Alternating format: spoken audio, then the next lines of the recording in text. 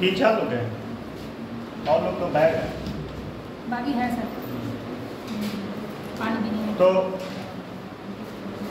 आ जाए क्या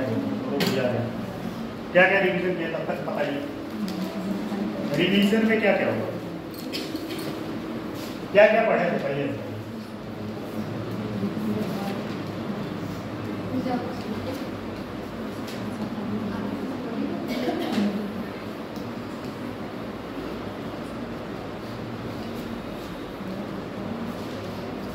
इसमें जीडीपी,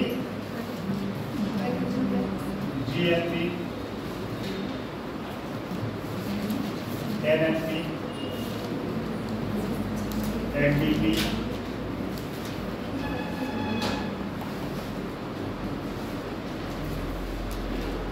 हिंदू, ग्रोथ रेट,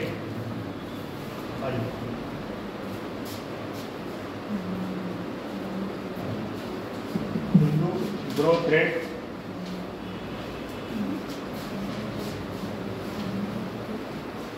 और क्या हुआ था बताइए।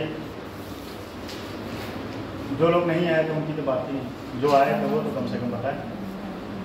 GDP, GNP, NDP, Hindu growth rate, और कुछ? हाँ, per capita income, per capita income, ठीक, पर कैपिटा इनकम, ठीक है। और एक हुआ था purchasing power, purchasing power priority, ठीक है। अब ये आप ही लोगों के लिए लिखे हैं, अपने लिए नहीं, ठीक है। ये सब आप लोगों के लिए लिखे हैं। अब एक एक करके बताएं।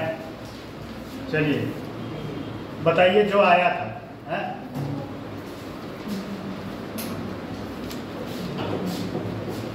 बताइए जीडीपी। अच्छा एक चीज और बताए थे इसमें, रियल और नॉमिनल, ये दोनों बताए थे, रियल और नॉमिनल, ठीक है। जीडीपी को कैसे कंसीडर करते हैं, एक और बताए थे। और क्या बताया था?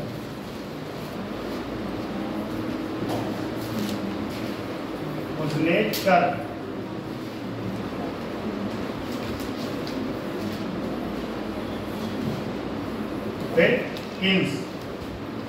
केन्स लॉ है, और केन्स लॉ मिलता है।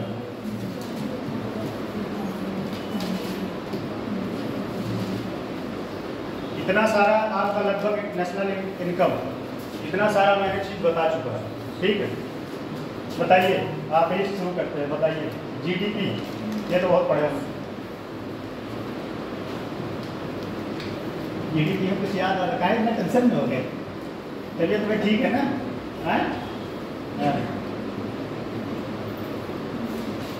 अच्छा जीडीपी छोड़िए, आप नहीं, कोई और बताए, उमेश जी बताए।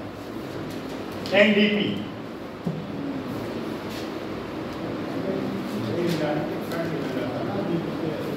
ये कैसे निकालते हैं एनडीपी? जीएनपी से, जीएनपी से तो नहीं, जीडीपी से बताए थे, मूल्य ह्रास को निकालते। हाँ एनडीपी आएगा,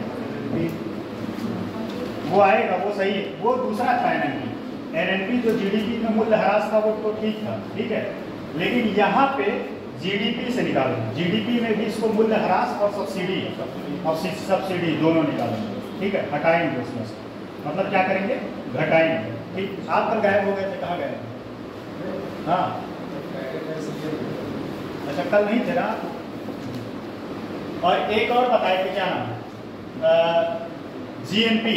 चलिए बताइए जीएनपी, आप बताइए।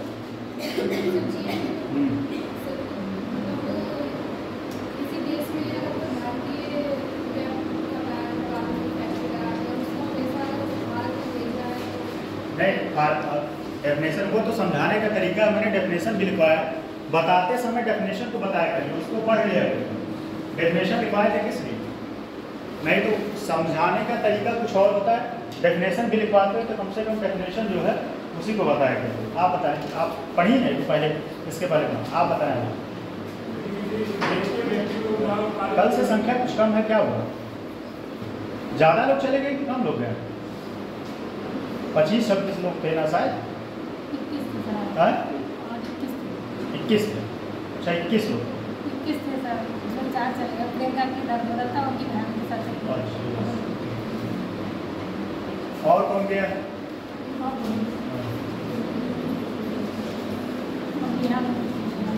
अच्छा नेहा भी आई थी, गई? बुखार था ना उनकी। बताइए डेफिनेशन किस हिसाब से? सर जैसे कि एक देश की कंपनी और उसके जो लोग हैं वो उस देश में या उसके बाहर जो व्यापार कर रहे हैं, मतलब उत्पादन कर रहे हैं, कमा रहे हैं, उसे उस देश की अगर वह पैसा आय में राष्ट्रीय आय आप उसको भारत में आता, ठीक है?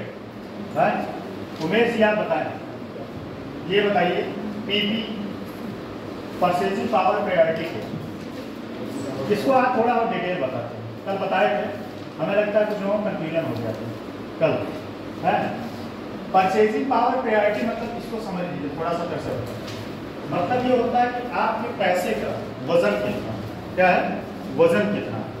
कहने का मतलब है कि आप अपने पैसे से कितना उपभोग की वस्तुएं खरीद सकते हैं, कितने उपभोग की वस्तुएं खरीद सकते हैं। फॉर एग्जाम्पल, और इसके लिए हमेशा 2 बास्केट का यूज करते हैं।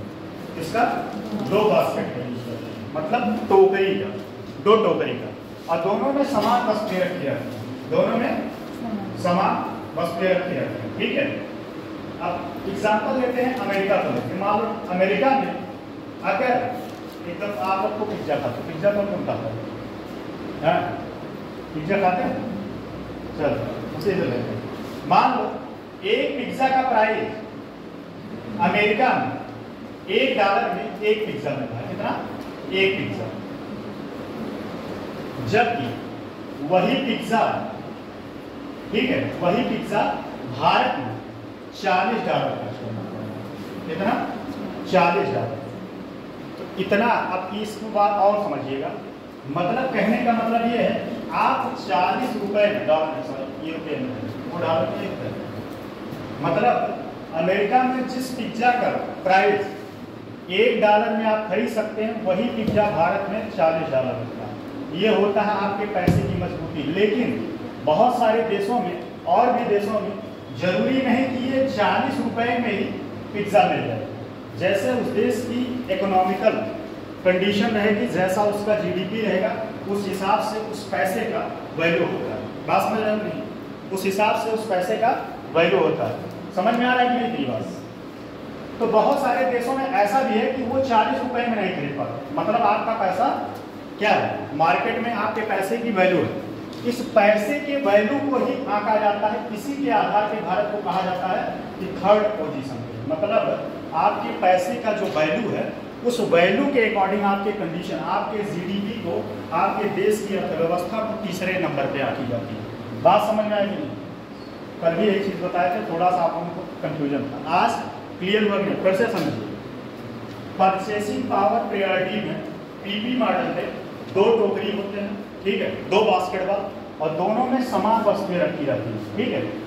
अगर आपने किसी देश में, मान लो अमेरिका में, एक पिज्जा लेने के लिए आप जो है $1 खर्च कर रहे हैं, जबकि वही पिज्जा सेम थिंग्स आप भारत में कितना खर्च कर रहे हैं? 40 रुपये, ठीक है?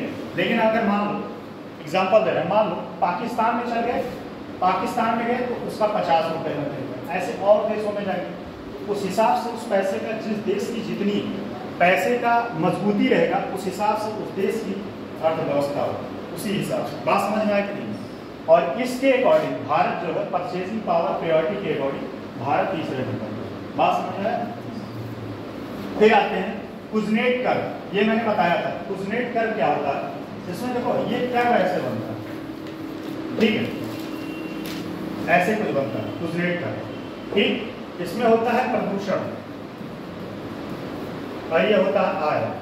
मतलब बात समझो, कल बताए क्या थे, थोड़ा बताइए तब बताएं, कल भी कुछ होता है। देखो किसी देश का, इसमें कंडीशन होता है, किसी देश की अर्थव्यवस्था अगर स्टार्टिंग में विकास कर रही है, क्या कर रही है, विकास कर रही है, तो पर्यावरण को क्षति होगा। क्या होगा, पर्यावरण को क्षति होगा। कैसे क्षति होगा, पेड़ कटेंगे, इंफ्रास्ट्रक्चर, बहुत सारे इंडस्ट्री लगेंगे, उद्योग लगेंगे, उससे पॉल्यूशन होगा, और पॉल्यूशन होगा तो कहीं ना कहीं जीडीपी को भी तो नुकसान होगा, है? और इसी में एक चीज और है, आय में असमानता की खाई भी बढ़ती है। इसमें 3 कंडीशन होता है। बहुत ज़्यादा डिटेल में जाने का मतलब, देखो एक बात फिर से बता, क्लास और सीलिंग होता है, ठीक है, तभी हम 4 दिन नेशनल इनकम में लगा दिए हैं, 1 से 2 दिन में खत्म करना था, लेकिन हम चाह रहे थे कि कम से कम स्टार्टिंग में आपको चीज़ें क्लियर होता रहे।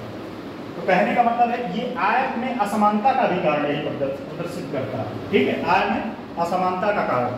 जब इसका कंडीशन होता है प्रथम, द्वितीय और तृतीय, क्या होता है, प्रथम, द्वितीय और तृतीय।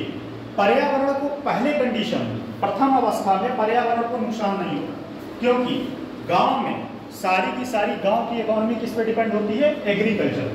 किस पे, एग्रीकल्चर, तो पर्यावरण प्रदूषण नहीं होगा। लेकिन जैसे ही वह सेकंड फेज में शिफ्ट करेगा और धीरे धीरे प्रदूषण का लेवल बढ़ेगा, ठीक है। तो फिर क्या होगा, अब गांव में लोग तो क्या है, एग्रीकल्चर पे टिके हैं, गांव में अभी भी लोग एग्रीकल्चर पे ही टिके हैं, लेकिन शहर के लोग इंडस्ट्री पे चले गए और धीरे धीरे उनके पास इनकम बढ़ने लगेगा, और जब इनकम बढ़ने लगेगा तो गांव और शहर के बीच खाई आ जाएगी, असमानता। बात समझ रहे हैं नहीं, गांव और शहर के बीच असमानता होगी। ये विकास का है, जैसे भारत अभी क्या कर रहा है, विकास कर रहा है। जब विकसित हो जाएगा तब क्या होगा, दोनों ये खाई धीरे धीरे पाटने का काम करेंगे, पर्यावरण भी धीरे धीरे कम हो जाएगा। क्यों कम हो जाएगा, जब विकास अपने चरम पर होगा, ठीक है, 3rd स्टेज में, तब क्या होगा कि बहुत सारे नियम कानून बनाए जाएंगे, किसके लिए, पर्यावरण के लिए, जिससे पर्यावरण की क्षति को कम हो। और सरकार बहुत सारी स्कीमें चलाएगी, जिससे, अब इसके लिए और एग्जाम्पल देते हैं, जैसे जो पैसा आप देखो लिखते रहे, समझ में आता है नहीं, हम समझाने में लिखने भूल जाते हैं। जैसे 3rd स्टेज में, प्रथम में क्या हो गया, कृषि, ठीक, 1st स्टेज था, 2nd में उद्योग आ गया, ठीक।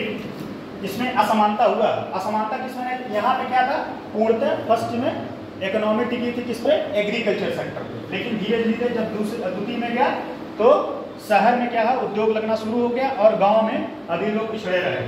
गांव में शहर के लोगों के पास पैसा अधिक आने लगा, उपभोग करने लगे और पर्यावरण को क्षति पहुंचाने लगे, ठीक है। लेकिन जैसे ही ये 3रे सेक्टर में आता है, और मतलब कहने का मतलब है कि विकसित हो गया, ये कह सकते हैं। और जब विकसित हो जाएगा तो सरकार बहुत सारी स्कीमें चलाएगी, जैसे शिक्षा पे, ठीक, स्वास्थ्य पे। अब इस स्कीम को चलाने से असमानता कैसे कम होगा, कैसे कम होगा, बताएं कैसे। जैसे जो पैसा आपका यहाँ प्राथमिक क्षेत्र, जब पहले कंडीशन में था, जो पैसा आप हॉस्पिटल में खर्च कर रहे थे, वो पैसा आपका सेव होगा। क्यों, क्योंकि सरकार अब क्या करेगा, स्वास्थ्य और शिक्षा पे सरकार पैसा खर्च करना शुरू कर देगी, और जब ये पैसा आपका बचेगा तो आप क्या करेंगे, और सारी चीजों का डिमांड करेंगे। बात समझ में आया कि नहीं, सारे लोगों को कोई कंफ्यूजन है, बताइए, कुछ नेट कर है, बताइए आप आज पहले दिन आई, समझ में आया कि नहीं है? तो ये पूरा खेल है कुजनेट कर, बात समझ में। एक और बताएं, कीन्स लॉ, क्या बताया, और यह कीन्स लॉ मतलब क्या था, यह पूर्णतः कीन्स लॉ जो है, कीन्स लॉ यह पूर्णतः मांग पर डिपेंड करता है, किस पे, मांग पर। इन्होंने कहा कि अगर डिमांड होगा तो ही सप्लाई होगा, ठीक है, और सप्लाई होगा तो रोजगार होगा। क्या होगा, सप्लाई होगा तो रोजगार होगा। फॉर एग्जाम्पल समझिए, अगर आप डिमांड नहीं करते तो क्या कोई कंपनी वाला या कोई फर्म वाला कुछ लगाएगा? अगर आप पिज्ज़ा का डिमांड बंद कर दे तो अपने पिज्ज़ा खाने के लिए थोड़ी बनाएगा, हैं? स्वाभाविक सी बात है, किसके लिए बना रहा है, आप लोगों के लिए। अगर जब आप ही लोग पिज्ज़ा का डिमांड बंद कर देते तो उसको बेचारे को क्या पड़ेगी, हैं? जैसे मैंने एक और एग्जांपल बताया था, एम्बेसडर का डिमांड कम हो गया। HMT घड़ी, आज लोग स्मार्ट वॉच लगाने लगे। पहले क्या होता था, उसको गांव में पहले बोलते थे ना सुई वाली घड़ी, याद है? जैसे हम लोग छोटे थे हम कहते थे आपको सुई वाली घड़ी चाहिए। एक दो घड़ी होता था, एक जुगैया होता था, पता ही नहीं, जिसको डिजिटल क्लॉक बोलते थे, हैं? और एक सुई वाली होती थी। अब तो लगभग लगाना, ये देखो लगाइए, हैं? इसको एनालॉजिकल क्लॉक लगाना। हाँ, तो क्या होता था कि जैसे धीरे धीरे अब जैसे HMT घड़ी का डिमांड कम हो गया, फिर उस कंपनी को बंद कर दिया गया। और एक प्रेजेंट का एग्जांपल दें, देखो BSNL कितने लोगों के यहाँ रूम में जितने लोग हैं, कितने लोगों के पास BSNL का फोन है, BSNL का सिम, किसी के पास नहीं। धीरे धीरे कंपनी लॉस में चलने लगा। अब सरकार यहाँ तक आ गया है BSNL को बेचने में है, लेकिन अब क्या करें, कुछ ना कुछ पैसा दे के उसको लगाता रहता है। ठीक है? समझ में आ रहा है कि नहीं? आपका नाम भूल गए, बताइए मुझसे, आपका नाम भूल गए थे, क्या नाम है आपका? चरण। हाँ, तो समझ में आ रहा है?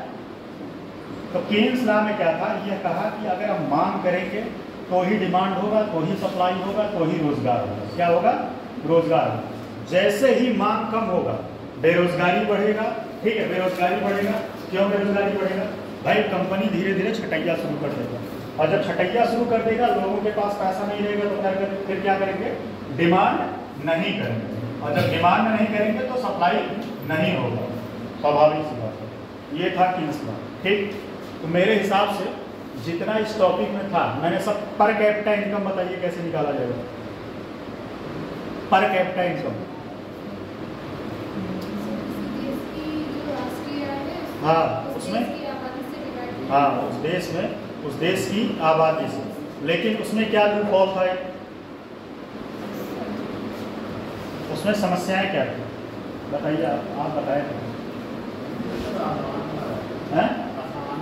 हाँ, असमानता, क्योंकि लोगों का एग्जैक्ट डाटा नहीं निकाल सकते। ठीक है, बहुत सारे असंगठित क्षेत्र हैं जहाँ से ये डाटा नहीं मिलता है। ठीक है, जैसे मैंने एग्जांपल बताया था पुचका वाला, पुचका या फुल्की वाला कहाँ कहीं टैक्स दे रहा है? नहीं दे रहा है। वो पैसा जो कमाता है वो खर्च कर देता है। ठीक है, और जब पैसा कमाता है खर्च कर देता है तो उसके पैसे का कोई डाटा नहीं है, और वो जब डाटा नहीं है तो क्या होगा?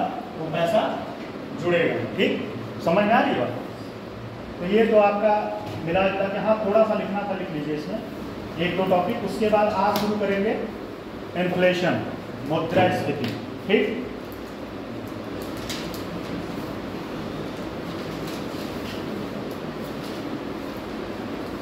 चलिए लिखिए जरा थोड़ा।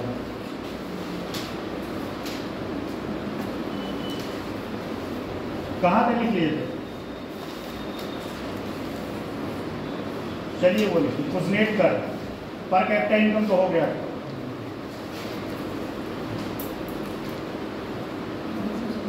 लिखिएगा इन्वायरमेंटल कुजनेट या पर्यावरण, नहीं लिख पा रहे हो, पर्यावरण लिखो, पर्यावरण कुजनेट कर।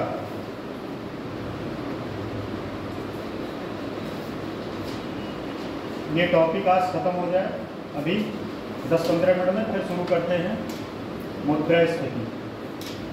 लिखे, ये कर्व बना लीजिएगा, ये जो कर्व बनाए थे ये कर्व बना लीजिएगा। ठीक है, इधर प्रदूषण इधर आए, ठीक, इधर प्रदूषण ये आए। ठीक, लिखिएगा। अच्छा ये बताओ, आप ही लोगों से पूछते हैं, मैथ बैकग्राउंड कौन? आपका मैथ बैकग्राउंड है ना? चलो बताओ, ये कौन सा एक्सेस होगा? है? ये कौन सा एक्सेस होगा? ये वाई होगा कि ये वाई एक्सेस है और ये एक्स एक्सेस। ठीक, ऐसे बना लिया। और एक बात और ध्यान दें, यहाँ पे क्या होता है? जीरो। मैथ का आप भी तो मैथ से बोले नहीं। चलो देखो, यह कर प्रदूषण और आर्थिक विकास के मध्य, यह कर प्रदूषण और आर्थिक विकास के मध्य, यह कर प्रदूषण और आर्थिक विकास के मध्य, यह कर प्रदूषण और आर्थिक विकास के मध्य संबंध को प्रदर्शित करता है। संबंध को प्रदर्शित करता है। इसे इस कर्व के माध्यम से समझ सकते हैं। फिर आगे लिखिएगा,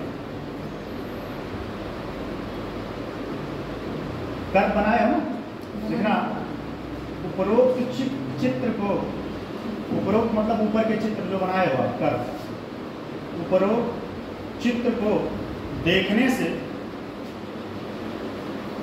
यह पता लगता है, ये प्रीलिम्स में क्वेश्चन आया हुआ है, जाके उठा के आप प्लीज इसके देख डालिएगा, वहां पे क्वेश्चन आया हुआ है। उपरोक्त चित्र को देखने से यह पता चलता है कि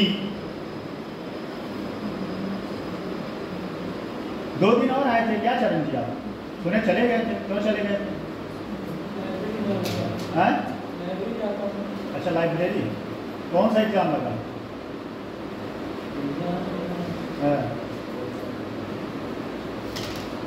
कि विकास की प्रारंभिक अवस्था में, विकास की प्रारंभिक अवस्था में,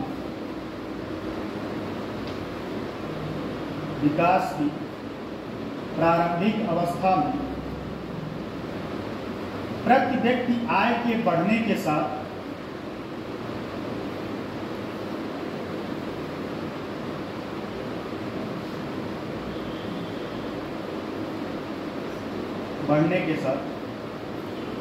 प्रदूषण स्तर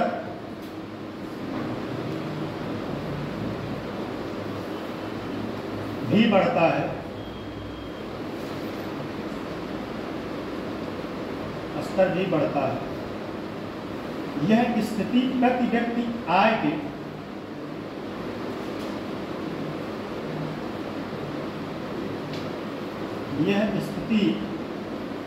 प्रति व्यक्ति आय के एक निश्चित आय स्तर तक,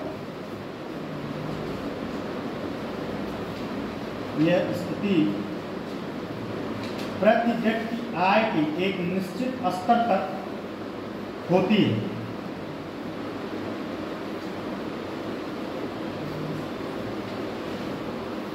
यदि आर्थिक विकास का स्तर और बढ़ाया जाता है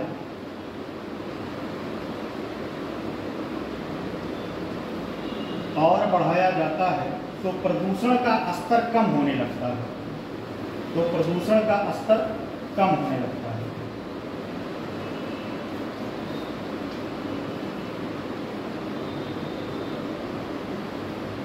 शुरुआती स्तर में प्रदूषण बढ़ने का कारण, पैराग्राफ चेंज करिए, शुरुआती स्तर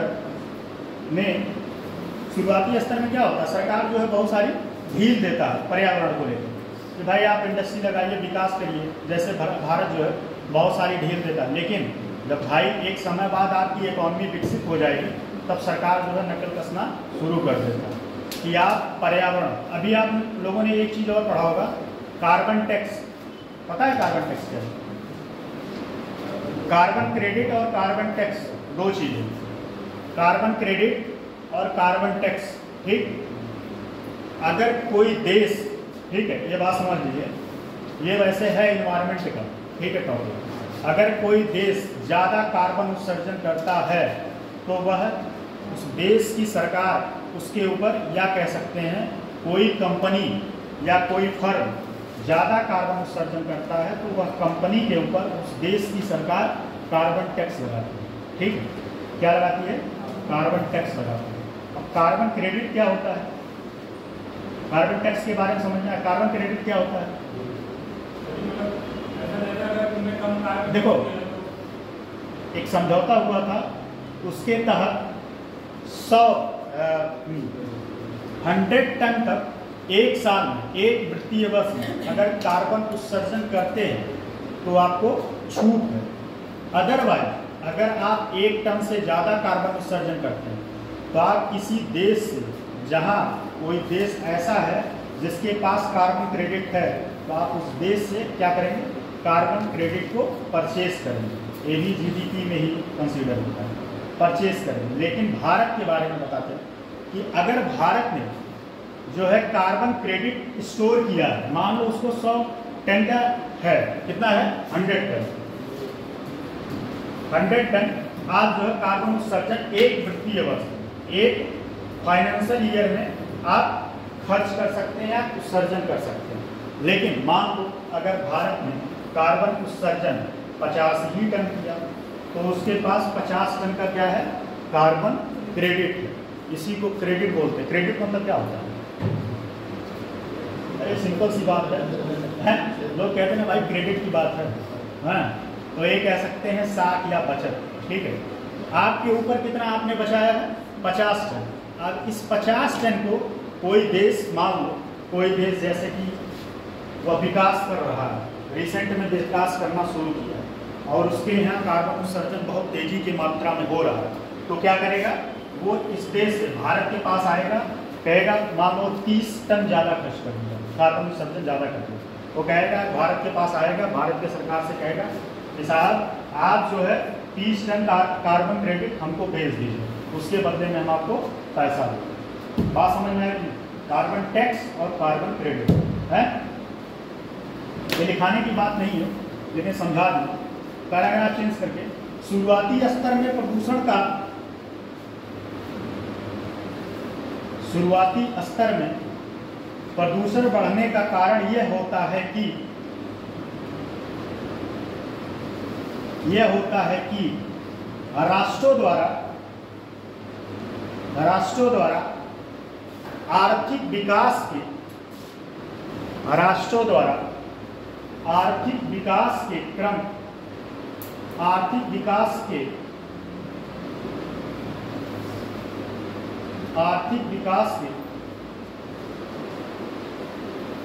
क्रम स्तर पर औद्योगिक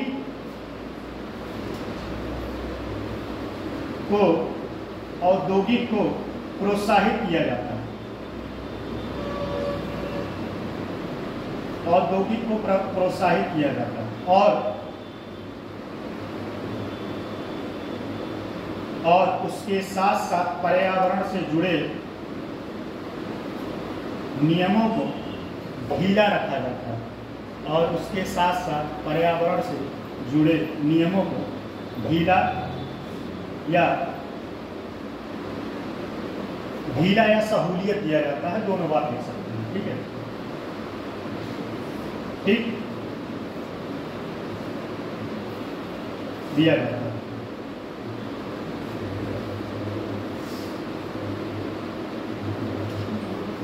फिर आगे लिखिएगा,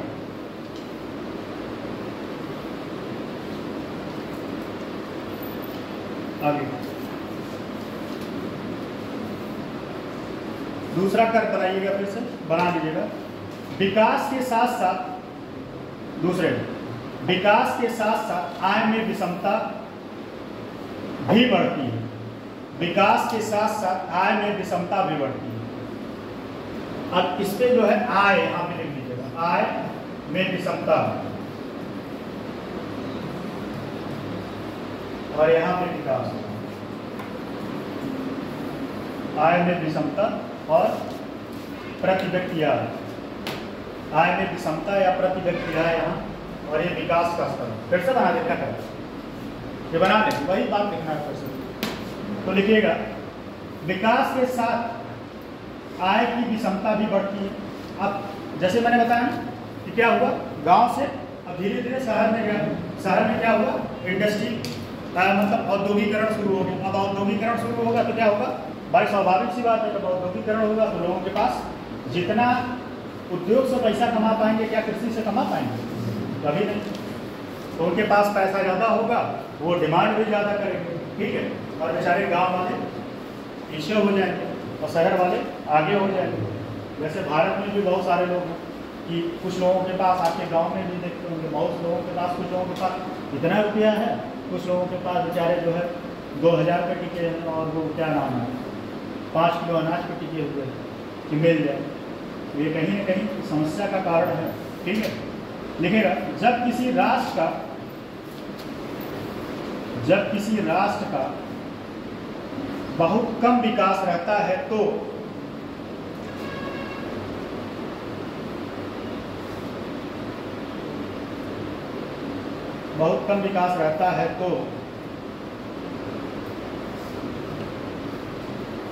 वो देश कृषि को छोड़कर उद्योग के तरफ या उद्योग पर ध्यान देते हैं। वह देश कृषि को छोड़कर उद्योग पर ध्यान देते हैं, जिससे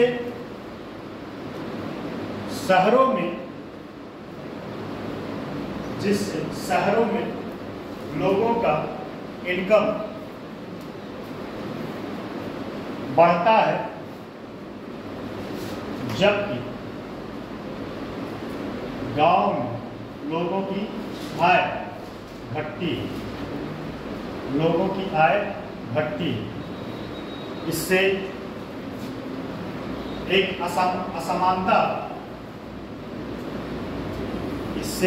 असमानता का भाव भी उत्पन्न होता है।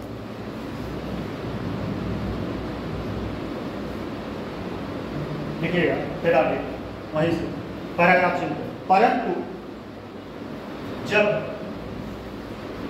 विकास अपने उच्चतम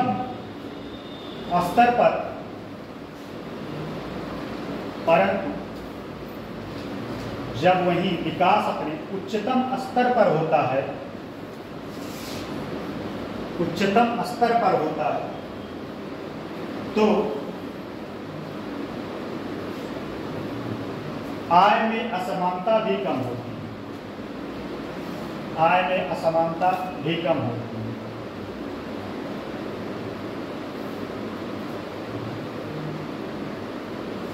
आय में असमानता भी कम होती है, क्योंकि सरकार शिक्षा, स्वास्थ्य, सड़क आदि पर निवेश करता है,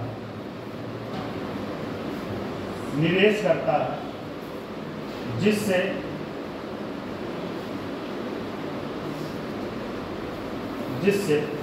लोगों के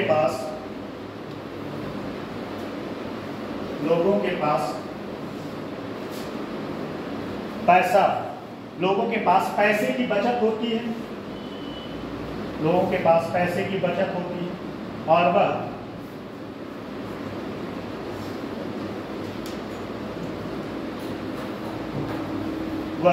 उस पैसे को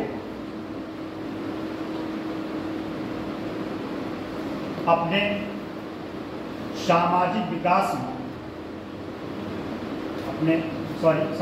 आर्थिक विकास में व्यय करते हैं। ठीक है। वही सरकार भी पर्यावरण को लेकर कई सारे नियमों को भी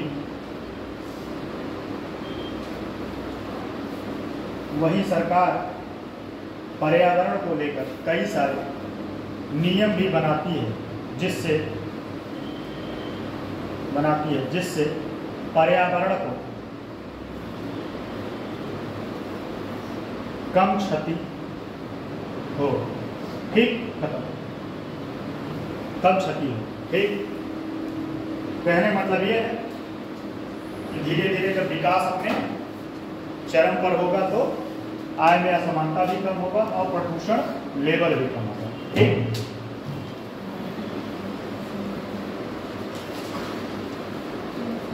चलिए, तो केन्स लॉ बहुत इंपॉर्टेंट नहीं है और चलते हैं। समझ लिए हो ना कि लिखवा दें केन्स लॉ? बताइए, केन्स लॉ लिखवा दें कि जैसा आप लोग कहें?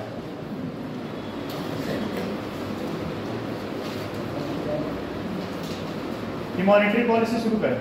चलो, अच्छा लिखिए लो केन्स लॉ। देखो, केन्स सिद्धांत।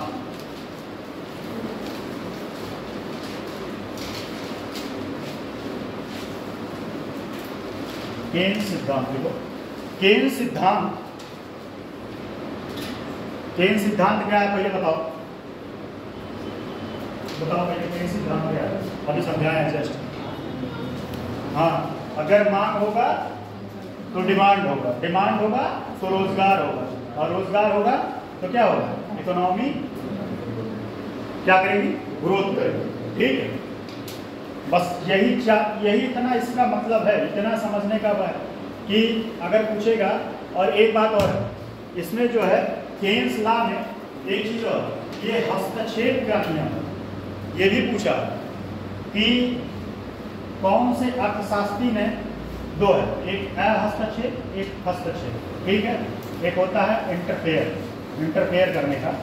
तो ये मिश्रित जो अर्थव्यवस्था है पूर्णतः इसी के लाभ पे, इसी के कॉन्सेप्ट पे ज्यादा फॉलो करता है। जैसे बताए थे आप लोगों को पूंजीवादी अर्थव्यवस्था बताए थे नहीं, उसमें क्या था, हस्तक्षेप का कॉन्सेप्ट था, मतलब उसमें सरकार का कोई रोल नहीं था। लेकिन जब मंदी आया, मंदी कब आया था, मंदी कब आया था, कौन बताएगा, जल्दी बताएगा। 1930, 29, 31, हाँ 1929 में कहाँ आया था, मतलब अमेरिका में बहुत ज्यादा रिसेशन था, अमेरिका में। तो फिर इन्होंने एक कॉन्सेप्ट दिया इस मंदी से उभरने के लिए 1930 में। कौन, जॉन मेनार्ड कीन्स। इसने कहा कि सरकार को हस्तक्षेप करना चाहिए। हस्तक्षेप करने का मतलब है कि सरकार को पूर्णतः बाजार पे नहीं छोड़ना चाहिए, मतलब बाजार को पूर्णतः जो है मार्केट, मतलब किसी उद्योगपति के हाथ में नहीं देना चाहिए।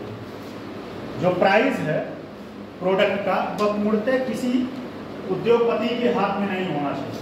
या कह सकते हैं कि सरकार को आगे आके बहुत सारी कल्याणकारी योजनाएं चलानी चाहिए, बहुत सारी कल्याणकारी योजनाएं चलानी चाहिए, जिससे लोगों के पास पैसा क्या हो, बचे, पैसा बचे। पैसा बचेगा कि नहीं, जैसे अमेरिका में क्या है ना कि वहाँ पे इलाज जो है बहुत पैसा खर्च नहीं होता। अमेरिका में हेल्थ पे लगभग फ्री है।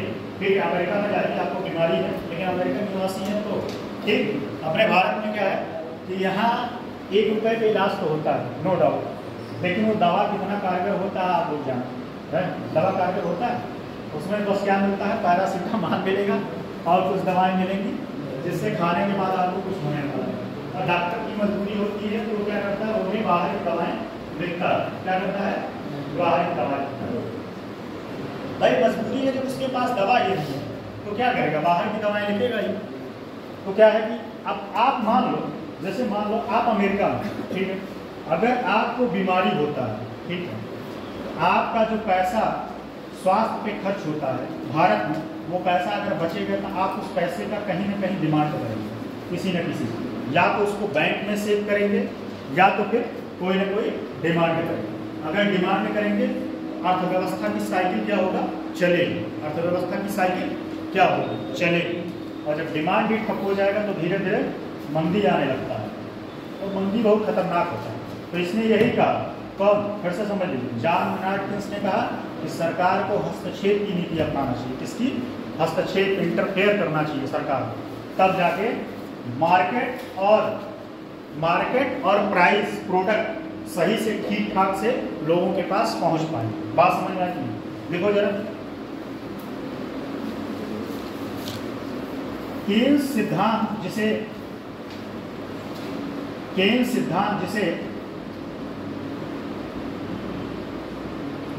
केन्सियन अर्थशास्त्री या अर्थशास्त्र, केन्स सिद्धांत जिसे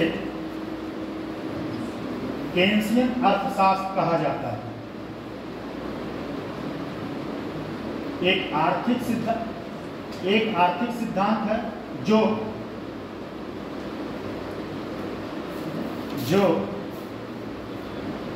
ब्रिटिश अर्थशास्त्री जॉन मेनार्ड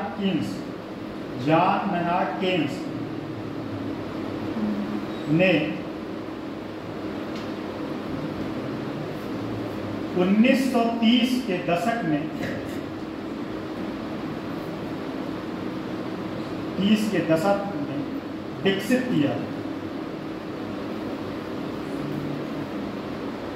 किया था।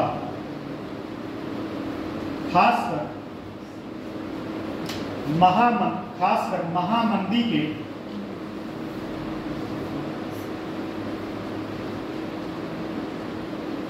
महामंदी के दौरान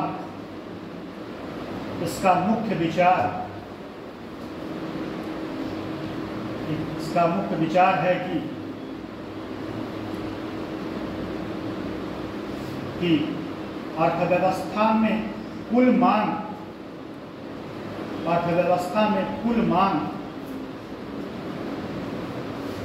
ही उत्पादन,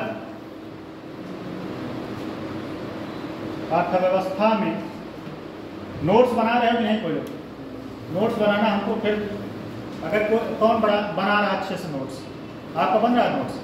ठीक है, बनाइए, बढ़िया से बनाइए, काम आएगा। अर्थव्यवस्था में कुल मांग ही उत्पादन रोजगार और आर्थिक विकास को निर्धारित करता है। उत्पादन, रोजगार और आर्थिक विकास को निर्धारित करता है। केन्स का मानना था कि बाजार हमेशा अपने आप, केन्स का मानना था कि, कहाँ चले गए थे? केन्स का मानना था कि बाजार हमेशा अपने आप संतुलन में नहीं रहते। सरकार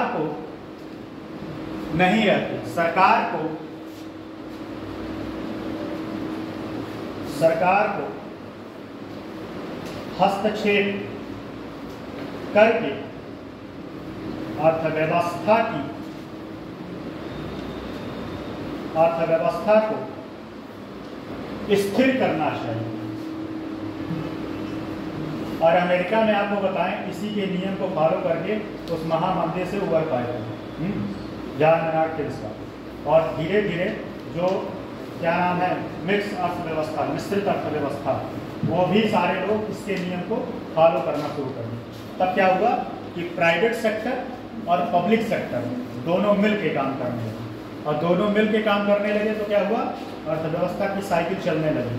और इससे क्या होता है, जैसे फिर से मैं बताया भाई कि भारत में क्या है, शिक्षा क्या है, राइट टू एजुकेशन। किस आर्टिकल में, कौन बताएगा, जल्दी बताओ 1 सेकंड के अंदर। राइट टू एजुकेशन, शिक्षा का अधिकार है। और फ्रीडम ऑफ स्पीच, जो इस समय खूब बवाल में चल रहा है, फ्रीडम ऑफ स्पीच का ये जो है मुद्दा कौन उठाया है? फ्रीडम ऑफ स्पीच का मुद्दा बहुत गर्म इस समय चल रहा है। कुणाल कामरा को जानते हो नहीं आप? वो स्टैंड अप कॉमेडियन है। उसी ने जो है किसी ऐसे नेता को, नाम नहीं लेंगे, कुछ ऐसा बोल दिया जिससे कहा गया कि फ्रीडम ऑफ स्पीच का मतलब ये नहीं कि आप किसी को कुछ भी बोल सकते हैं। और ये बात सही भी है। फ्रीडम ऑफ स्पीच का मतलब होता है कि आप वही शब्द बोल सकते हैं कि जिससे किसी व्यक्ति विशेष या संस्था को क्षति ना पहुंचे, उसके मान सम्मान को ठेस न पहुंचे। ठीक, तो पहले लिखिएगा इसमें पहला पॉइंट, कुल मांग की भूमिका। कुल मांग की भूमिका,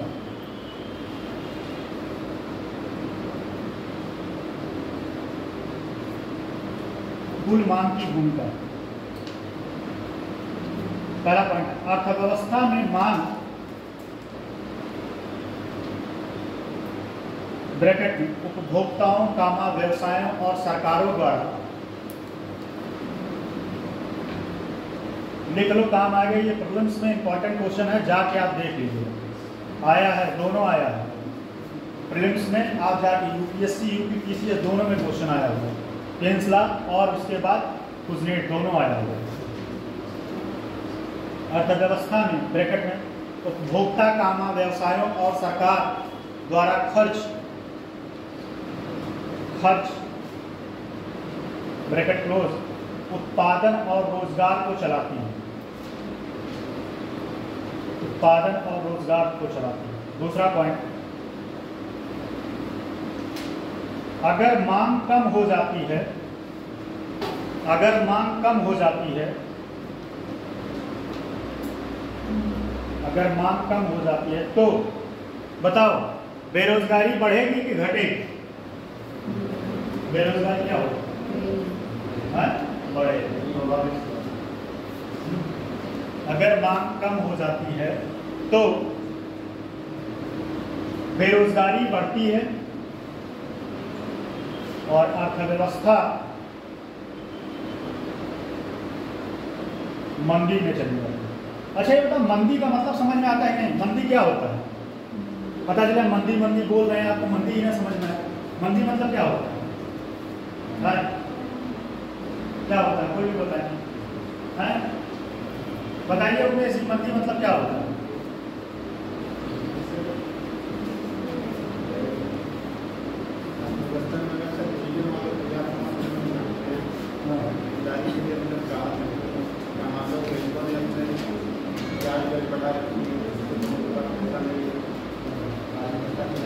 और बताए कई प्रकार क्या बताए मंदी क्या है? दो शब्दों, अर्थव्यवस्था की साइकिल हो जाती है। बस एक शब्दों में बस इतना है कि अर्थव्यवस्था की जो साइकिल होती है, और ये साइकिल कैसे चलती है? डिमांड और सप्लाई। अगर भाई स्वाभाविक सी बात है, जब डिमांड ही नहीं होगा तो सप्लाई क्या होगा? ठीक है। अगर एक बात और बताएं, जाने तो इतना एग्जाम्पल दे देते हैं कि मेरे पास हजारों एग्जाम्पल होते हैं एक टॉपिक को समझाने के। बस ये है कि डिपेंड करता है कितना समझना चाहते हैं। नेक्स्ट है, लिखिए एक एग्जाम्पल और था कि जैसे मान लो कोई बच्चा, ठीक है, अगर वह रोएगा नहीं तो उसको दूध नहीं मिलेगा। सिंपल सी बात है। जब वह रोता है तब उसको मिलता है। अगर वो रोएगा ही नहीं तो धीरे धीरे क्या होगा? वो भाई कोई समझ ही नहीं पाएगा कि इसको क्या जरूरत है। वो बेचारा मंदी मतलब यही है कि दुनिया से निपट जाएगा, हैं? और दुनिया से निपट जाएगा तो क्या होगा भाई? धीरे धीरे न्यूट्रिशन कम हो जाएगा शरीर में, तो क्या होगा? खत्म ही हो जाएगा। वही सिंपल सी बात है, जब आप मांग नहीं करेंगे तो कंपनी वाला बेचारा क्यों बनाएगा? एक और जाने तो बहुत एग्जाम्पल दे देंगे तो ज़्यादा हाथ पास हो जाएगा। इसके लिए और भी एग्जाम्पल, अर्थव्यवस्था से बताएं तो इकोनॉमिक्स मेरा बहुत इंटरेस्टिंग और बहुत बेहतरीन सब्जेक्ट मुझे लगता है। ये एक ऐसा सब्जेक्ट है कि जहां आपको रटना नहीं, सारा का सारा खेल कॉन्सेप्ट का है। और पूरा अर्थव्यवस्था दो चीज़ों पे डिपेंड है, डिमांड और सप्लाई। अगर ये दो बात आपको समझ में आ गया तो पूरी इकोनॉमिक्स समझ में आ गई। और डिमांड और सप्लाई से हमें कोई भी चीज़ को मैं जोड़ दूँगा, कोई भी चीज़ डिमांड और सप्लाई से कि अर्थव्यवस्था में अगर डिमांड नहीं है तो उसका क्या क्या इम्पैक्ट पड़ सकता है। दूसरा पॉइंट है सरकारी हस्तक्षेप। सरकारी हस्तक्षेप, केन्स ने सुझाव दिया कि मंदी के दौरान, केन्स ने सुझाव दिया कि मंदी के, मेंस में भी क्वेश्चन बना हुआ है लेकिन आप लोग पेपर देखते रहे। मेंस का क्वेश्चन कितने लोगों ने देखा है? देखे हो ये क्वेश्चन बना है कि नहीं? मेंस का क्वेश्चन देखा करिए, आप भी देखा करिए, ठीक है। मेंस का क्वेश्चन देखने से ये पता चलता है कि हमारी तैयारी किस वे में चल रही है। मतलब जो हम पढ़ रहे हैं वो रिलेवेंट है कि नहीं, कि पता चले हम ऐसे ही पढ़े जा रहे हैं। पहली बात तो पढ़ने का मतलब होता है कि रिलेवेंसी होनी चाहिए, ठीक। तो लिखिए, केन्स ने सुझाव दिया कि मंदी के दौरान सरकार को खर्च, केन्स ने सुझाव दिया कि मंदी के दौरान सरकार को खर्च बढ़ाना चाहिए। जैसे ब्रैकेट में लिखे सड़कें, स्कूल बनाना और टैक्स कम करना, टैक्स कम करना ताकि लोगों के पास खर्च करने के लिए, ताकि लोगों के पास खर्च करने के लिए ज़्यादा पैसा हो, ज़्यादा पैसा हो, इससे ज़्यादा पैसा हो, इससे मांग बढ़ती है और अर्थव्यवस्था फिर से पटरी पे आ जाती है। कोविड के बाद मोदी ने क्या किया था? मोदी ने एक बहुत बड़ा स्टेप किया।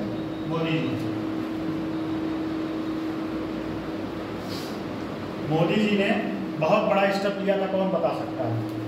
कोविड के बाद उन्होंने पैसे अर्थव्यवस्था में डाले, जिससे जो है अर्थव्यवस्था की साइकिल चल पाए, नहीं तो भारत भी मंदी में चला जाता है, क्योंकि भारत का उद्योग सेक्टर काफ़ी नेगेटिव हो चुका था। ठीक है, और अभी रिसेंट में आप लोगों ने बजट पढ़ा होगा, बजट में क्या हुआ, जो टैक्स का स्लैब है उसको इंक्रीज किया गया, बढ़ाया गया, मतलब आपके पास पैसा ज़्यादा हो। जब आपके पास पैसा रहेगा तभी आप चीज़ों की मांग करेंगे। ठीक है, पता चले सारा खेल यही है मांग का, मांग ही नहीं करेंगे तो कौन बनाएगा भाई। तो इसीलिए जब जेब में पैसा रहे तो जाके इधर उधर घूम आया करें, और मन करे तो किसी अच्छे, लेकिन एक बात और है, अगर कोई चीज़ आप लो तो उसका बिल जरूर लो। ठीक है, बिल लेने से क्या होता है, तब सरकार को पैसा मिलेगा। ठीक है, पता चले आप बिल नहीं लिए, आप फुल्की वाले बिल नहीं, फुल्की वाला कहेगा बेचारा हम कहाँ बिल दें, नहीं पता चले कि 10 रुपये फुल्की का है, भैया हमको बिल लाओ।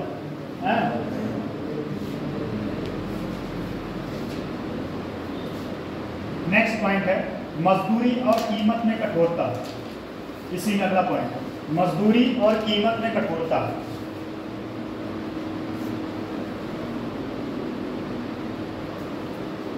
मजदूरी और कीमत में कठोरता लिखिएगा, मजदूरी और कीमत लिखिएगा। एक मिनट, केन्स का कहना था कि मजदूरी और कीमतें तुरंत,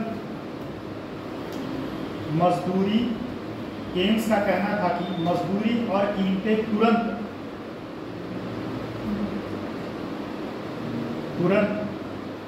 बदल नहीं सकती।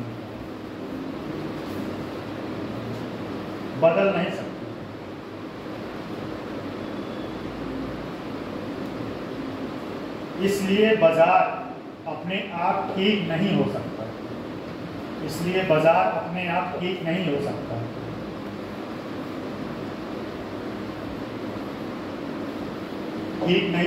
पूर्ण जाओ। इसलिए सरकारी मदद की जरूरत है।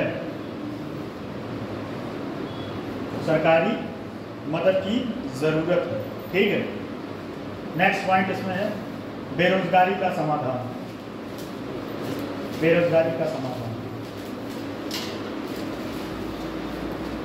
पारंपरिक अर्थव्यवस्था कहता था कि बेरोजगारी अपने आप खत्म हो जाएगी।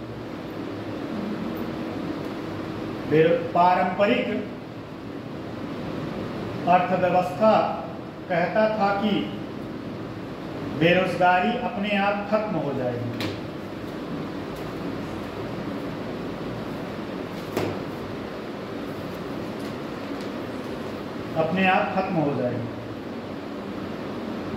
लेकिन केन्स का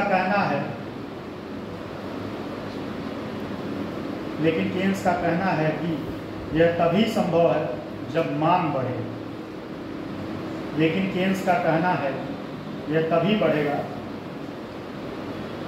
यह तभी संभव है जब मांग बढ़े। ठीक, तो खत्म हो गया। अब नेक्स्ट टॉपिक है इन्फ्लेशन।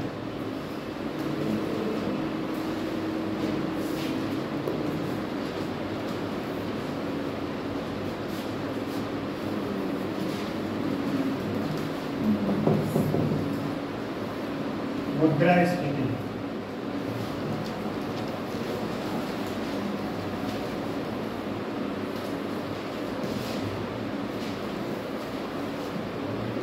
कौन बताएगा मुद्रास्फीति क्या है? मुद्रास्फीति क्या है?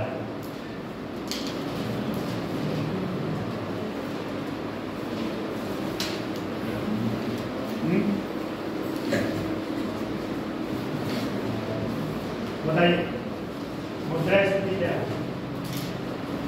अभी तक बहुत लोग सुने होंगे मुद्रास्फीति क्या है?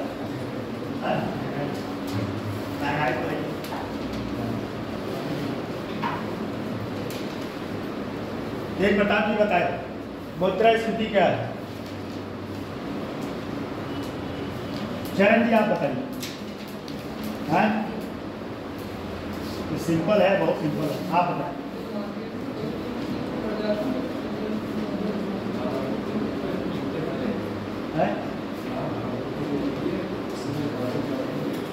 देखिए, जब अर्थव्यवस्था में ठीक है जितनी मांग है, क्या है, जब अर्थव्यवस्था में मांग अधिक हो और आपूर्ति क्या हो, कम हो, तब क्या होगा, मुद्रास्फीति आएगी।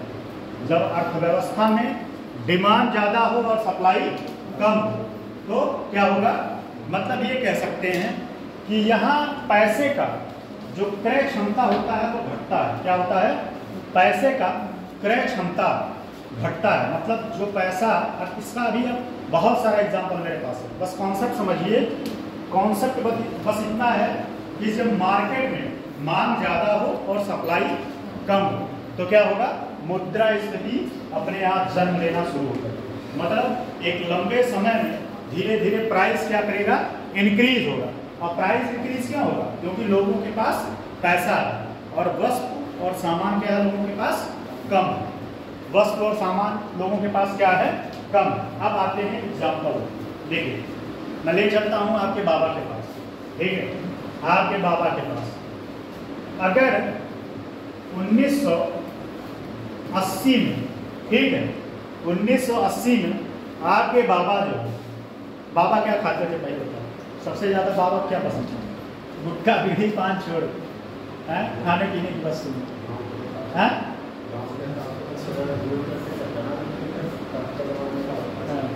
चलो जलेबी से लेते हैं, जलेबी लेते हैं। 1980 में 1 केजी जलेबी का कीमत, ठीक है, ध्यान दीजिए, 1 केजी जलेबी का कीमत जो है 20 रुपये। कितना था, 20 रुपये। कितना था, 20 रुपये। अब बताते हैं मुद्रा, कैसे पैसे का वैल्यू। आप लोगों को लगता है कि पैसा आज बहुत ज़्यादा है, अरे कुछ नहीं, ये सब चोचले हैं, बेवकूफ़ बनने का तरीका। सच बताएं तो पैसा पहले ही मजबूत था। जैसे लोग कहते नहीं थे, मुझे याद है मेरे बाबा पुलिस डिपार्टमेंट में थे। मेरे बाबा जो है उस टाइम जब बताते थे, जब वो ज्वाइन किए थे पुलिस, तो उनकी सैलरी 2 या 300 के आसपास थी। और जब उनका डेथ हुआ था ऑन ड्यूटी में, तब उनकी सैलरी 8,000 रुपये, 8,500। बाबूजी मेरे बाबा, सोच लीजिए आज प्रेजेंट में एक कांस्टेबल, उसकी सैलरी, स्टार्टिंग सैलरी कितनी है, 30,000। मुझे याद है मेरे चाचा भी पुलिस डिपार्टमेंट में हैं। जब मेरे चाचा सन 2000, मैं अपने एग्जाम्पल देके बता रहा हूँ, चाचा मेरे सन 2000 में जब पुलिस डिपार्टमेंट को ज्वाइन किए थे तो उनकी सैलरी 4,000 थी। इस टाइम मेरे चाचा की सैलरी लगभग 80 प्लस है। इस टाइम मेरे चाचा की सैलरी, अब बताओ ये 80,000 रुपये। अभी मैं यहाँ भी आता हूँ, वो 4,000 रुपये ज़्यादा था कि ये 80,000 रुपये ज़्यादा है? पैसा कौन मजबूत था, ये 4,000 मजबूत था कि 80,000 मजबूत था? तब अब आते हैं 2025 में। 2025 1 केजी जलेबी का कीमत, बात समझ में आ रहा है कि नहीं मुद्रा से? इससे आसान सब तुम किताब पढ़ रहे हो, नहीं समझ में आएगा मैं लिख के दे रहा हूँ, सीरियसली मैं बता रहा हूँ, नहीं समझ में आएगा। अगर इससे आसान समझ में आ जाए 2025 में जलेबी वैसे मैं बहुत कम खाता हूँ, दही जलेबी मुझे ज़्यादा पसंद है। जलेबी कितने का होगा इसमें, मान लो कितने का, 100 रुपये का। 100 वैसे 100 का है नहीं, एग्जाम्पल है 100, एक 100 रुपये। अब सोचो पहले कितना था, 20, अब कितना हो गया 100, कितना गुना बढ़ा? कौन बताएगा, मैथ वाला जल्दी बताए, मैथ वाला बताए, कितना गुना बढ़ा? सोचो 80 गुना बढ़ा। कितना गुना, सही बता रहे हैं ना, नहीं आप बोर्ड पे गलत हो जाएंगे। 80 गुना बढ़ा, ठीक है। सोचो क्या कंडीशन है, पैसे का वैल्यू क्या होगा? बाद में जो बताया वो गलत बताया है। कितना गुना बढ़ा? ये मेरी गलती नहीं है, मैथ वालों की गलती है। जिसने बताइए तो देखिए आप कितना गुना बढ़ा, कितना गुना बढ़ा? 20 पहले था, 80 अब हो गया। चलो आप छोड़ो, जलेबी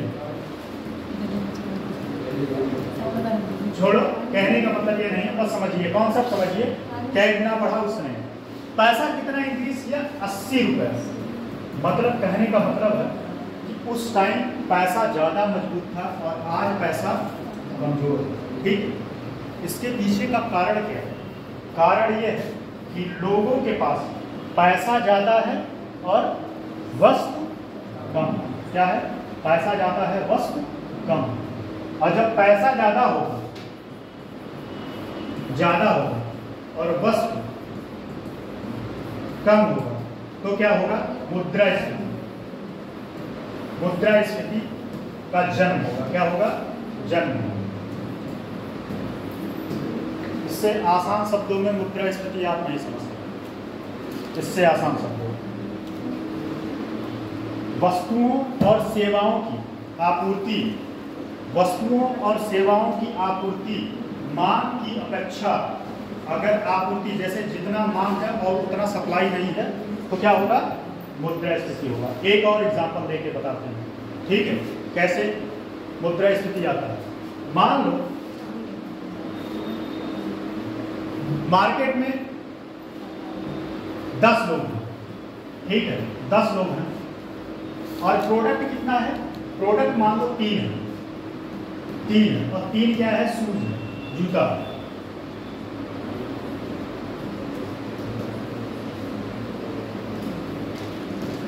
अब यार ध्यान देना, यहाँ समझना है इस बात को। इस शूज का पहले प्राइस था 1000 रुपये।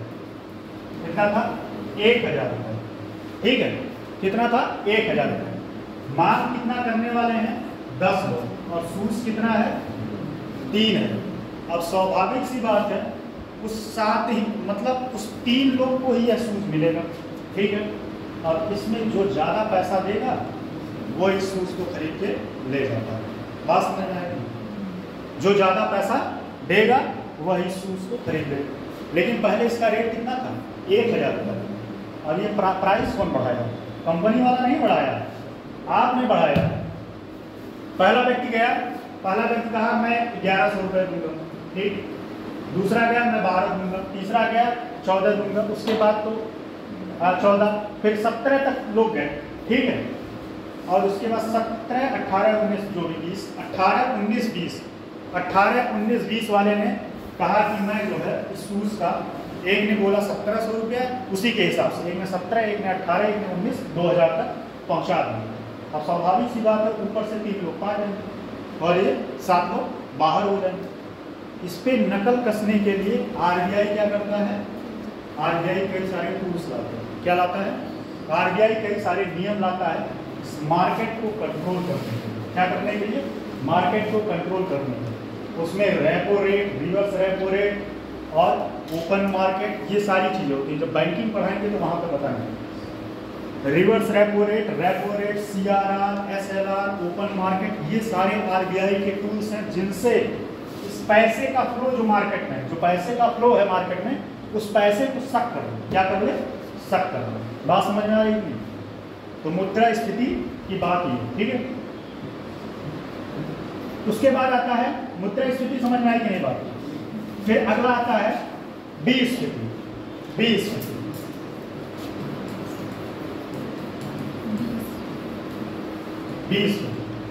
ठीक है। विस्फीति, इसको लिख लीजिए डिसइंफ्लेशन।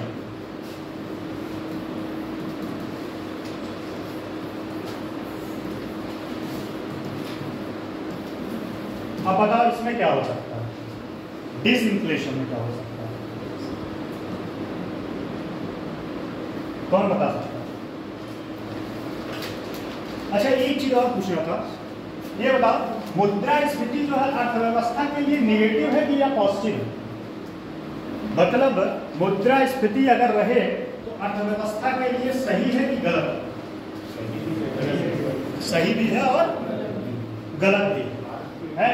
सही इसलिए है क्योंकि लोगों के पास पैसा है तो रोजगार क्रिएट होगा, ठीक है।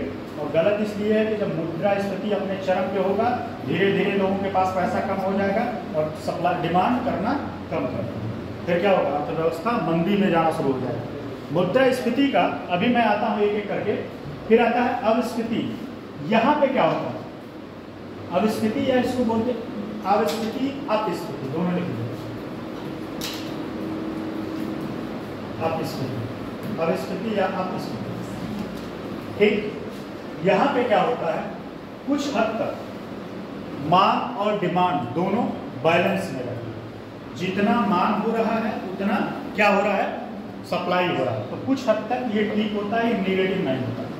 दो शब्दों में, जितनी मांग हो रही उतनी सप्लाई हो रही, तो उस हिसाब से क्या होता है, ठीक होता है। जैसे अब समझिए बात, मुद्रास्फीति क्या हो गया था, पहले क्या था मुद्रास्फीति में, डिमांड जो है ज़्यादा था और आपूर्ति कम था। उस डिमांड को धीरे धीरे, उस डिमांड को कम करके आपूर्ति को बढ़ाने के लिए धीरे धीरे इस कंडीशन पे जाया जाता है कि मतलब लोगों के पास, अब ये कैसे आपूर्ति होगा, आरबीआई अपने टूल्स लाएगा, लोगों से पैसा सक कर लेगा, और जब पैसा सक कर लेगा, सक करने का मतलब पैसा मार्केट से उठा लेगा।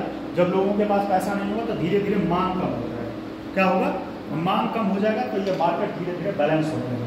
जितनी चीज़ें हैं उतनी चीज़ें लोगों को मिलना शुरू हो जाएगा। ये अर्थव्यवस्था के लिए कुछ हद तक ठीक है। अब स्थिति का मतलब समझ में आया कि नहीं। अब अगला आता है, एक और है मुद्रा संकुचन। ठीक है, मुद्रा संकुचन, इसको बोलते हैं डी इन्फ्लेशन। मुद्रा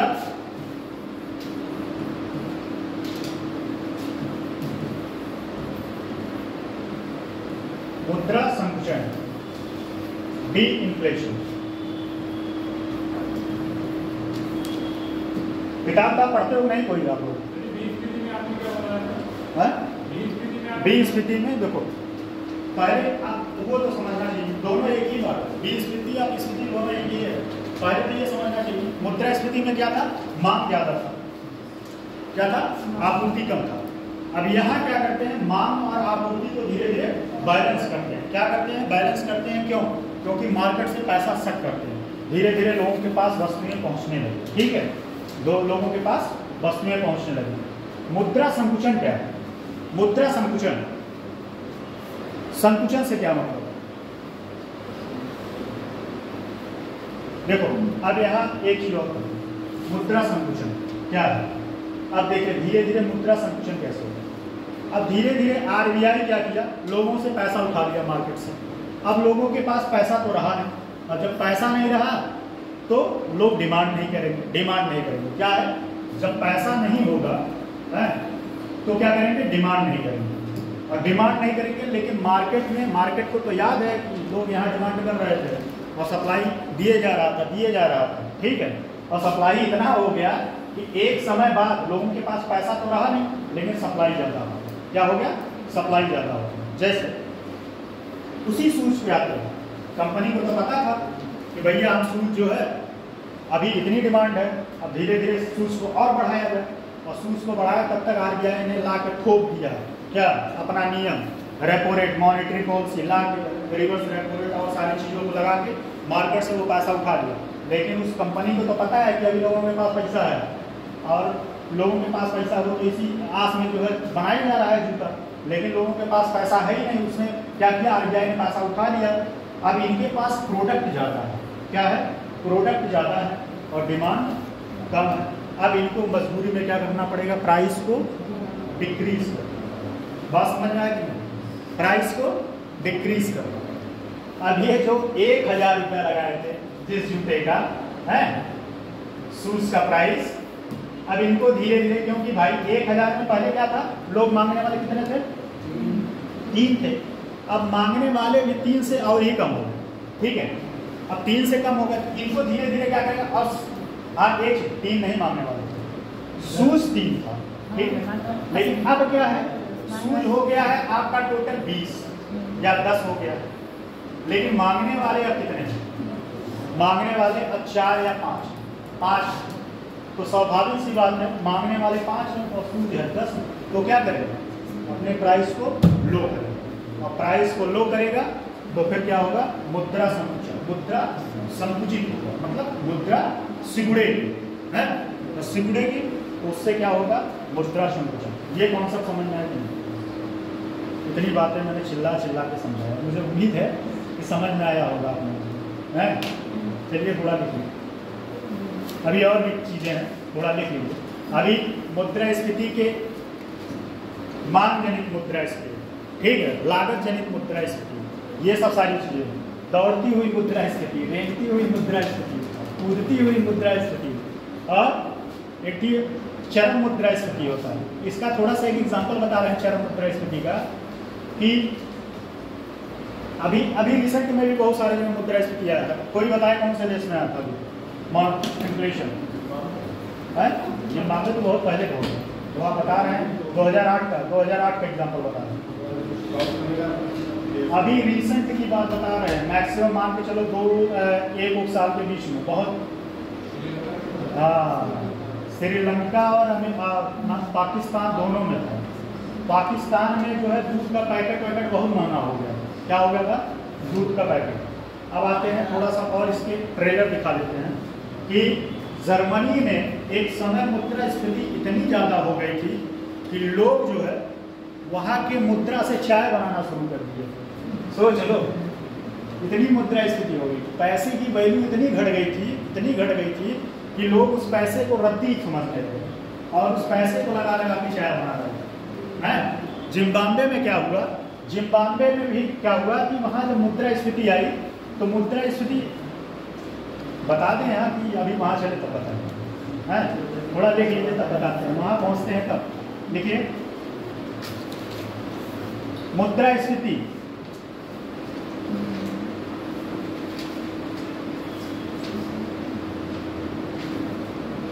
जब अर्थव्यवस्था में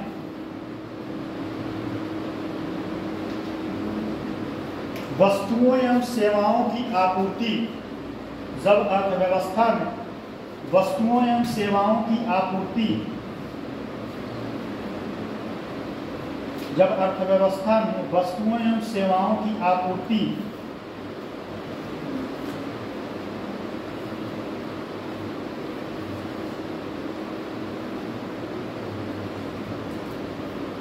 आपूर्ति की अपेक्षा मांग अधिक हो जाती है, आपूर्ति की अपेक्षा मांग अधिक हो जाती है,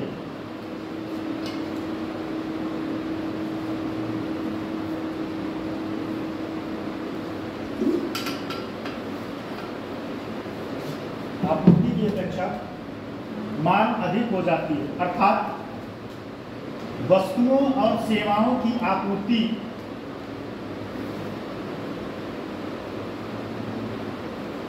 वस्तुओं सेवाओं की आपूर्ति की अपेक्षा उसकी मांग अधिक होती है तो कीमतें सतत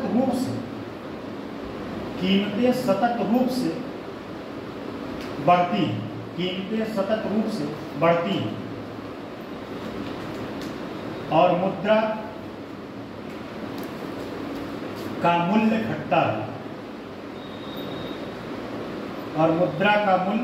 घटता है, जिसे मुद्रास्फीति कहते हैं,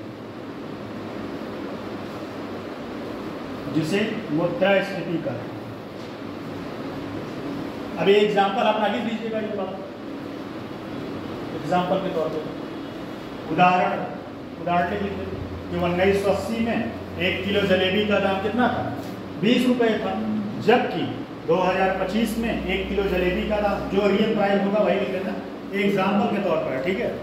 तो 100 रुपये लिख लेना, क्योंकि यहाँ एग्जामिनर ने नहीं पूछेगा, ये फैक्ट नहीं चेक करेगा कि सच में जलेबी का दाम सही लिखा है कि नहीं।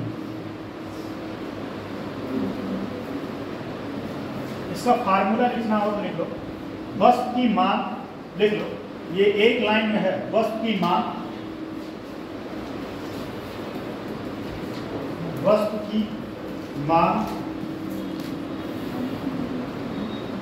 ज्यादा, वस्तु की मांग ऐसे कर लेना, वस्तु की मांग ज्यादा प्लस वस्तु की आपूर्ति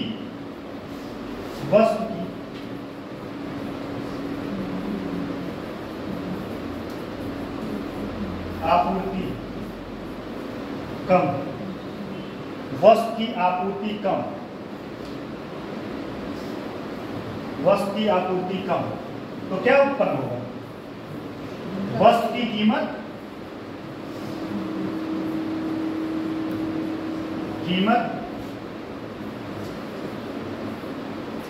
वस्तु की कीमत क्या होगा? घटेगी कि बढ़ेगी? बढ़ेगी। 2 शब्दों में है। ये पूरा, अगर ये पूरा का पूरा कॉन्सेप्ट है, समझिए। हाँ, ये पूरा का पूरा कॉन्सेप्ट है। कैसा लग रहा है पढ़ने में अर्थव्यवस्था, पहले बताइए। है बोरिंग तो नहीं लग रहा है? मुझे तो लगता है कि ये बोरिंग सब्जेक्ट है। बोरिंग सब्जेक्ट वो होता है कि जहां आपको लगातार एकदम दिमाग आपका 100% लगा रहे, कोई फैक्ट मिस ना हो। लेकिन यहाँ पूरे का पूरा खेल समझने का है।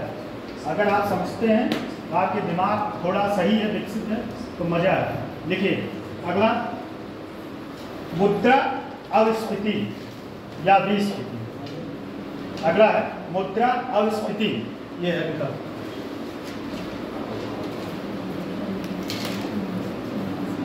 मुद्रा अपस्फीति, सॉरी, मुद्रा अपस्फीति या अपस्फीति, अपस्फीति या विस्फीति, अपस्फीति या विस्फीति, जिसको बोलते हैं इंग्लिश में डिसइंफ्लेशन।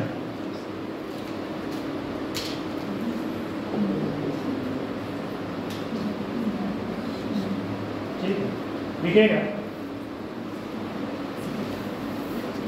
यह मुद्रास्फीति पर नियंत्रण लगाने की अवस्था है। यह मुद्रास्फीति पर नियंत्रण लगाने की अवस्था है, जिसके तहत कीमतों को धीरे धीरे घटाकर सामान्य स्तर पर, जिसके तहत कीमतों को धीरे धीरे घटाकर सामान्य स्तर पर लाने का प्रयास किया जाता है।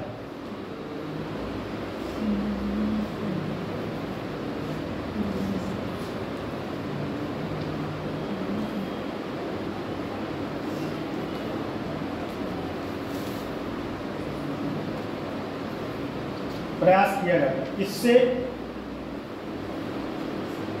मुद्रास्फीति की दर कम हो जाती है, कम हो जाती है, किंतु सकारात्मक बनी रहती है, किंतु सकारात्मक बनी रहती है।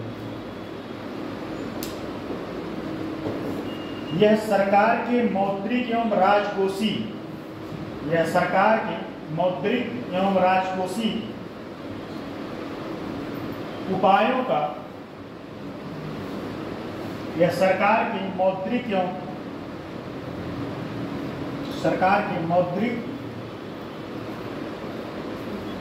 एवं राजकोषीय उपायों का एक भाग है, एक भाग है। यह अविस्फीति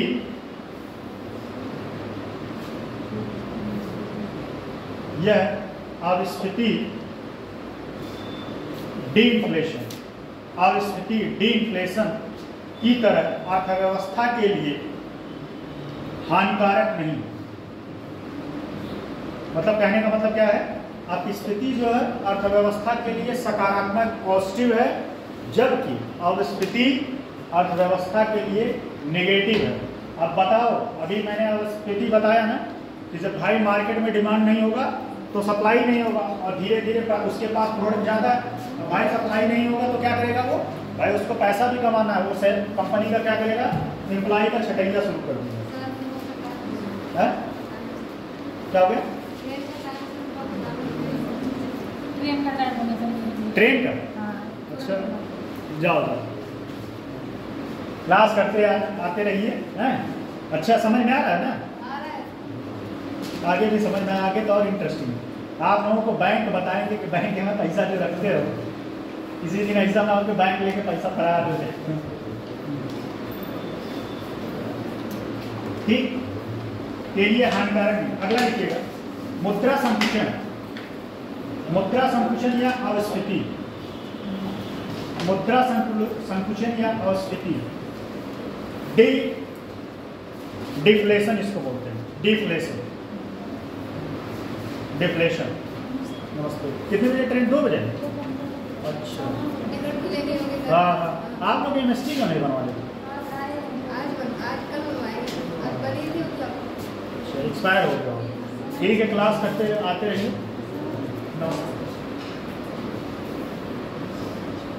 जब देखो, जब अर्थव्यवस्था में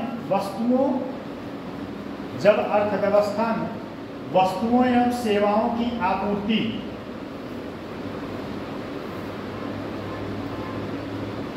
जब अर्थव्यवस्था में वस्तुओं एवं सेवाओं की आपूर्ति की अपेक्षा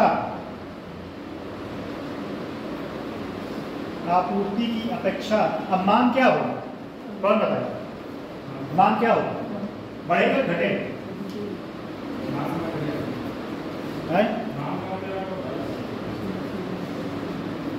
यही बोलिए, यहाँ पे इतना पंखा चलता है, यहाँ तक आवाजें नहीं। हाँ, मांग कम हो तो उसकी देखो आपूर्ति की अपेक्षा उनकी मांग कम हो जाती है, तो इससे कीमतें घटती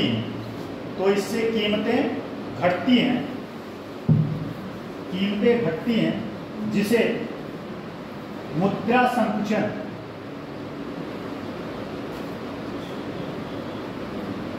संकुचन या मुद्रा अस्फीति कहा जाता है।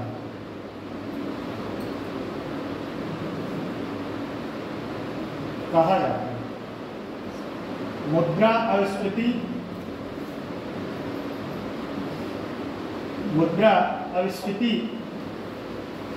मूल्य स्तर के गिरने मुद्रा अस्फीति एक मिनट, कहाँ तक बोले थे? मुद्रा अस्फीति मूल्य स्तर के गिरने की वह अवस्था है। मुद्रा अस्फीति मूल्य स्तर के गिरने की वह अवस्था है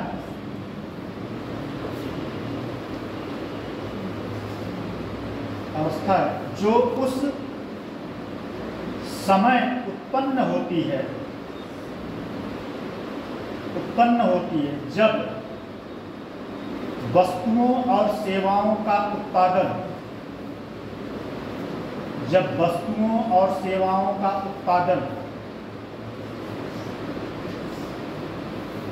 मौद्रिक आय की तुलना में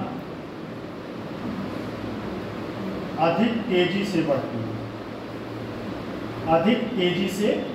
है। इस स्थिति में मुद्रास्फीति की दर शून्य से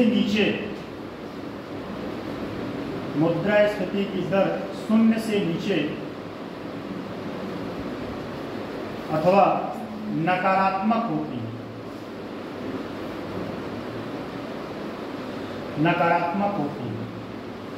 इस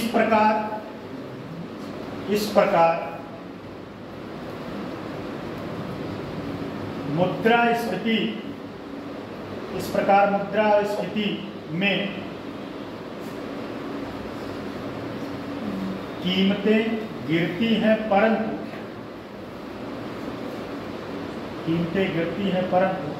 उत्पादन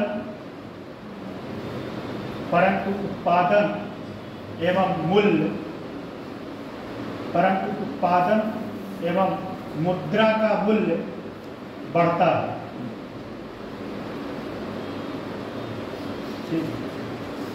ये रहा, जो लोग क्लास नहीं कर रहे हैं उन लोगों की दुर्भाग्य है। किताब पीपीटी पढ़ के और किताब पढ़ के समझना बहुत कठिन काम है, लेकिन जो लोग नहीं कर रहे हैं क्या कह सकते हैं। आप लोग कर रहे हैं, क्लास खत्म, अगले दिन पढ़ाएंगे। वीडियो नहीं चलती, ठीक है। एक और है मुद्रा संस्कृति, इसको बोलते हैं रिफ्लेक्शन। समझ लीजिए, बस दिखाते कल। ये क्या होता है, यहाँ से धीरे धीरे अर्थव्यवस्था मंदी की तरफ जाती है। क्या होता है? रिफ्लेक्शन से धीरे धीरे मुद्रा क्या है, मार्केट जो है मंदी की तरफ जाने लगती है। क्यों? अब बताएं इसका कारण क्या होता है, समझिए। जैसे पहला तो अविस्फीति हो गया, क्या हुआ कि प्रोडक्ट ज़्यादा हो गया और डिमांड कम हो गया। लेकिन यहाँ क्या हुआ, यहाँ धीरे धीरे अब क्या करेगा, प्रोडक्ट मान लो किसी तरीके से वो इधर उधर के खींच खाच के अपना बेच लेगा, ठीक है, कम करके किसी स्तर तक। जैसे जो सब्जी वाले होते हैं, जब उनको जाना हो, ठीक है, कभी गया हो नहीं मार्केट सब्जी लेने, सभी लोग जाते हैं, जब उनको जाना हो तो जो 2 किलो आलू 40 रुपए के देते हैं, जाके कह दो भैया 20 रुपए देंगे, 30 रुपए देंगे, देना होगी जब वो कहेगा ले जाओ, क्योंकि उनको उस टाइम जाना है, जाना है तो कौन बोझा लेके जाएगा। ऐसे हम लोगों के यहाँ एक खलीलाबाद मार्केट है, ठीक है, संत कबीर में, और उत्तर प्रदेश का सबसे प्रसिद्ध मार्केट है बरदहिया बाजार, नाम सुने होंगे नहीं आपने, उत्तर प्रदेश में इवन पूरे भारत में प्रसिद्ध है बरदहिया बाजार। और वहाँ जो है कपड़े थोक मात्रा में, ये भी आपका कॉन्सेप्ट क्लियर वहीं से चल रहा है, कपड़े वहाँ थोक मात्रा में आते हैं। वहाँ सैटरडे और संडे को जो है 2 रातों में, और भी रात में पूरी मार्केट लगती है, सैटरडे और संडे को। सैटरडे को रात में शुरू होता है, पूरा संडे चलेगा रात तक, मतलब रात में शनिवार को पूरे रात और संडे को पूरा दिन रात। जब उनको जाना रहता है तो लोग औने पौने दाम पे अपना बेच के भाग जाते हैं। क्या करते हैं भाई, बहुत दूर दूर से लोग आते हैं वहाँ, कभी गूगल सर्च करके देखना, बताइए।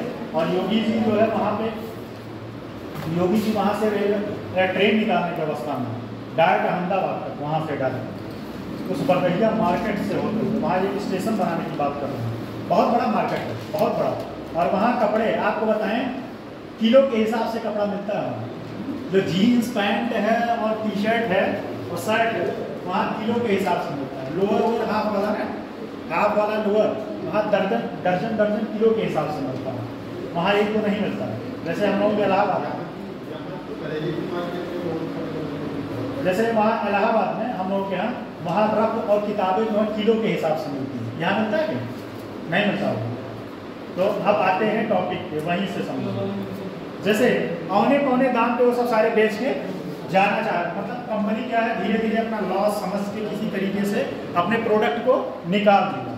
अब क्या है, प्रोडक्ट को निकाल दिया, अब उसको पता है कि भाई डिमांड तो है नहीं, तो हम सप्लाई क्यों, वो धीरे धीरे बनाना बंद कर देगा। क्या करेगा, सेवाओं और वस्तुओं की आपूर्ति धीरे धीरे ठप कर देगा, बनाना कम कर देगा।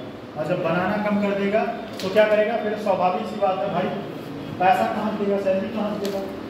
जब उसके पास पैसे नहीं आ रहे तो सैलरी कहाँ से देगा, धीरे धीरे वो कंपनी से छटैया करना शुरू करेगा। और जब लोग जाके बेरोजगार हो जाएंगे तो मार्केट में डिमांड नहीं होगा, और डिमांड नहीं होगा, सप्लाई नहीं होगा, और फिर मंदी की अवस्था में चली जाएगी।